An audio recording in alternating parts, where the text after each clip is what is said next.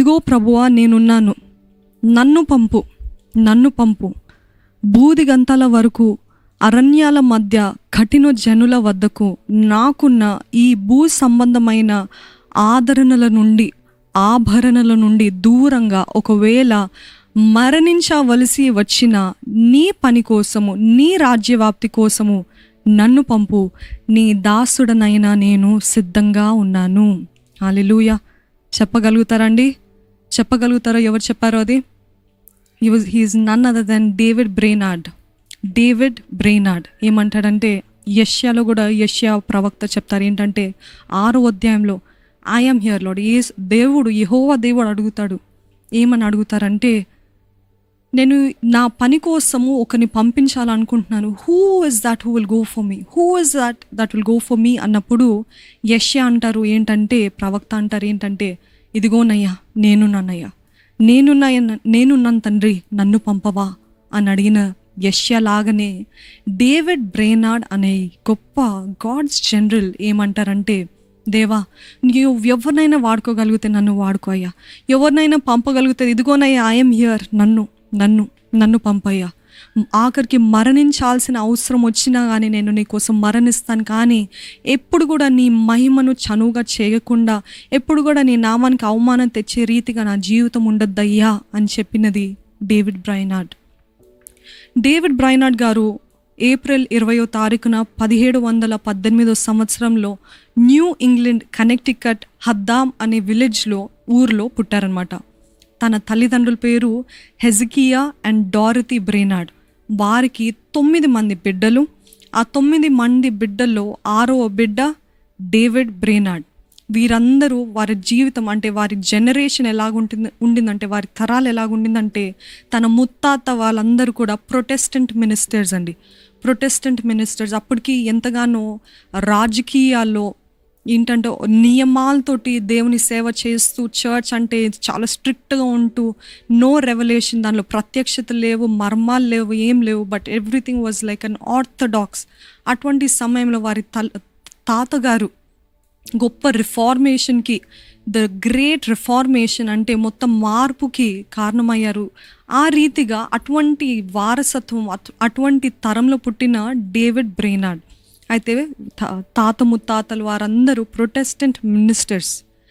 అయితే చిన్నప్పటి నుండి డేవిడ్ బ్రెయినార్డ్ దేవునితోటి సహవాసము, సంబంధం కలిగిన వ్యక్తి. ఎందుకంటే అటువంటి పెంపకంతో పెంచబడిన వ్యక్తి, ప్రొటెస్టెంట్ ఫ్యామిలీలో పుట్టిన వ్యక్తి. అయితే అనేక గంటలు చర్చ్లో, దేవుని సంఘంలో గడిపేవారు. అయితే వారేం పేదవాళ్ళు కాదు. ఎందుకంటే వారి తండ్రి, డేవిడ్ బ్రెయినార్డ్ గారి తండ్రి ఒక ల్యాండ్ ఓనర్, అంటే భూస్వామి అంటాం కదండి. And he was also a గవర్నమెంట్లో, అంటే కనెక్టికట్ కాలనీ గవర్నమెంట్లో ఆయన ఒక రిప్రజెంటేటివ్. సో మంచి హోదా, మంచి స్థితిలో ఉన్న ఆ కుటుంబంలో పుట్టిన వ్యక్తి డేవిడ్ బ్రెయినార్డ్. వారికి డబ్బులేం తక్కువ లేదు, ఎందుకంటే దే ఆర్ ల్యాండ్ ఓనర్స్ అంటే మనకు తెలుసు కదా, భూస్వాములు ఎంత ధనవంతులుగా ఉంటారో. సో అది మాత్రం కాక గవర్నమెంట్లో హీ వాజ్ ఆల్సో రిప్రజెంటేటివ్, కాబట్టి మంచి హోదా, మంచి స్థితిలో ఉన్న వ్యక్తి. కానీ తన చిన్న వయసులోనే ఒక గొప్ప విషాదం జరిగింది. ఏంటంటే తన తండ్రి తన 9 సంవత్సరాలకే, అంటే David Brainerd when he was just 9 years old మరణించారు అకస్మాత్తుగా. ఇది కోలుకునే లోపలే తన తల్లి కూడా ఇంచుమించు 5 సంవత్సరాలు, తండ్రి చనిపోయిన 5 సంవత్సరాల తర్వాత వ్యాధితోటి మరణించారు. అయితే 14 సంవత్సరాలకే డేవిడ్ బ్రెయినార్డ్ ఒక అనాథగా మిగిలిపోయారు. అయితే ఆ అనాథగా మిగిలిపోయిన పరిస్థితిలో తను చాలా భయంకరమైన నిరాశ, నిస్పృహ, కృంగుదలకి వెళ్ళిపోయాడు. అది తన జీవిత కాలం అంతా వెంటాడింది. ఏంటిదంటే ఆ కృంగుదల. కానీ ఎప్పుడైతే దేవుడు ఆయనని దర్శిస్తాడో, దేవుడు తన కార్యం జరిగిస్తాడో, దేవుడే దాని నుండి స్వస్థత ఇచ్చాడు. కానీ most of the time, even in ministry, సేవా జీవితంలో కూడా ఆ కృంగుదలతోటే ఆయన సేవ చేసేవాడు, ఆ నిరాశతోటే సేవ చేసేవాడు. దాన్ని ఏమంటారంటే మెలాంకలి అంటే కారణం లేకుండా సడన్గా మీలో ఉందంటే అటువంటిది, కారణం లేదు కానీ వేదన, బాధ, గుండంత భారంగా అనిపిస్తుంది, ఏదో పెద్ద భారం ఉన్నట్టు ఉంటుంది, ఏదో చెప్పలేము ఏంటి కారణము, ఏంటి, what is the reason, why are you so sad అంటే మనలో చాలామంది చెప్తాను, తెలియదక్క, ఏంటో అర్థం కావట్లేదు, కానీ ఒకలాగా భారంగా అనిపిస్తుంది, నిరాశగా ఉంది, డిప్రెషన్ వచ్చేస్తుంది అని అంటూ ఉంటాము. సో డేవిడ్ బ్రెయినార్డ్ కూడా అదే రీతిగా, అంటే తనకు ఒక కారణం ఉండిందేమో, తన తల్లిదండ్రులు మరణించారు కాబట్టి ఆయన అలాగ వెళ్ళారేమో, కానీ అది తన జీవితకాలం అంతా దాన్ని లాక్కుంటూ తీసుకుంటూ ఒక చిన్న అవకాశం వస్తే డిసప్పాయింట్ అయిపోయేవారు, నిరాశ చెందేవారు. అయినా అటువంటి వ్యక్తిని కూడా దేవుడు ఎలా వాడుకున్నారో మనం చూద్దామండి. అయితే తల్లిదండ్రులు చనిపోయిన తర్వాత తన సిస్టర్, అంటే తన సహోదరి సొంత అక్క అప్పటికి వివాహం అయింది కాబట్టి తన అక్క బావతోటి జెరుషా అనే తన అక్కతోటి చదివేవాడు, జీవించేవాడు అనమాట. అయితే అక్కడ నుండే ఆయన చదువులు కానీ చర్చ్కి వెళ్ళటం కానీ చేసేవాడు. అయితే తండ్రి దగ్గర నుండి వారసత్వంగా పొందుకున్నాడు, భూమి పొలము అవన్నీ కూడా దక్కించుకున్నాడు. ఎందుకు, తండ్రి ఏమో భూస్వామి కాబట్టి ఎప్పుడైతే తల్లిదండ్రులు చనిపోయారో ఒక వారసత్వంగా ఒక పొలాన్ని, ఆ ల్యాండ్ని దక్కించుకున్నారు. అయితే ఆ ల్యాండ్లోనే పనిచేసేవారు. కానీ డేవిడ్ బ్రెయినార్డ్కి ఉన్న ప్రత్యేకత ఏంటిదంటే ఏది చిన్న శ్రద్ధగా చేసేవాడు. గత 5 episodes if we have seen why God used such amazing people అని అన్నట్లయితే, మనం ధ్యానించినట్లయితే వారికి ఏ పని అప్పచెప్పినా శ్రద్ధతోటి చేశారు, డిలిజెంట్లీ. ఈరోజు సామెతలో రాయబడి ఉంటుంది ఏంటంటే, ఎవరైతే డిలిజెంట్గా పని చేస్తారో వారిని చూసారా, శ్రద్ధతో పనిచేసేవారు రాజులతోటి ఏళ్తారంట, రాజులతోటి పని చేస్తారంట. ఎందుకు అని అంటే, because they work diligently there fame increases.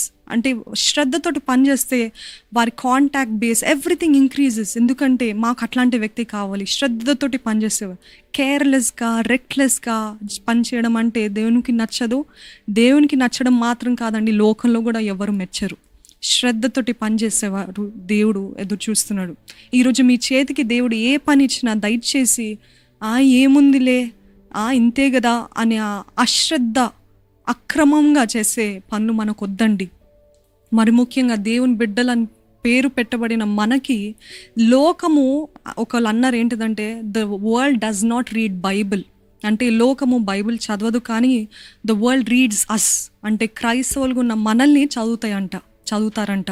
So మనం ఏం చేయాలంటే, వాళ్ళు బైబిల్ ఎట్లాగో చదవరు, కానీ మన ప్రవర్తన, మన జీవితము, మన యథార్థత, మన నమ్మకత్వము మనల్ని చూసి వీళ్ళ దేవుడు ఎవరు అని తెలుసుకునే ఆశ పుట్టాలంటే మన జీవితము శ్రద్ధతోటి, డీసెన్సీతోటి, డిగ్నిఫైడ్గా, స్కిల్ తోటి, టాలెంట్స్ తోటి ఏది చేసినా సంపూర్ణంగా శక్తి లోపం లేకుండా చేస్తే the world will say, because he is God's child, because she is God's child, she does everything perfectly అని చెప్పులాగిన మన జీవితం ఉంటే ఎంత మహిమ దేవునికి వస్తుంది కదండి.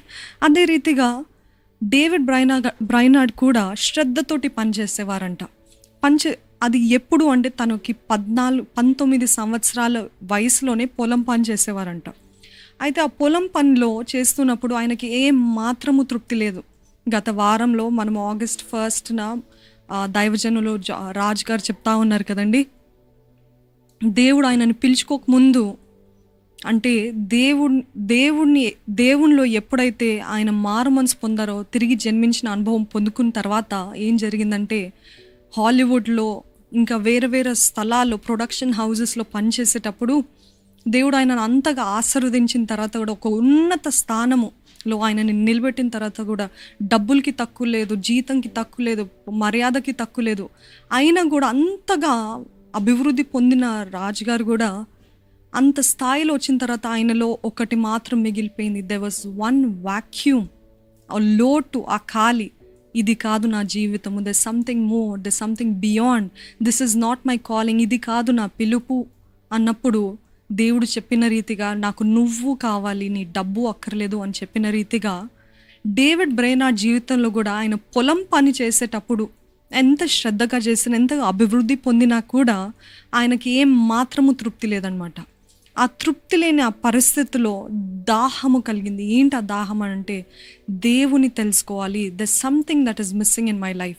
I know that God is calling me. దేవుడు నన్ను పిలుస్తున్నాడు, దేవుడు నన్ను ఏర్పరచుకున్నాడు. I need to go, I need to fulfil God's calling అని మొదటిగా ఆయనకి దాహం కలిగిందంట. అయితే బైబిల్ స్టడీస్ చేయాలి, నేను బైబిల్ని చదవాలి, బాగా లోతుగా తెలుసుకోవాలి, తాతగారు నడిచిన మార్గంలో నేను నడవాలి అనే ఒకలాంటి దాహము ఆయనలో ఏర్పడింది.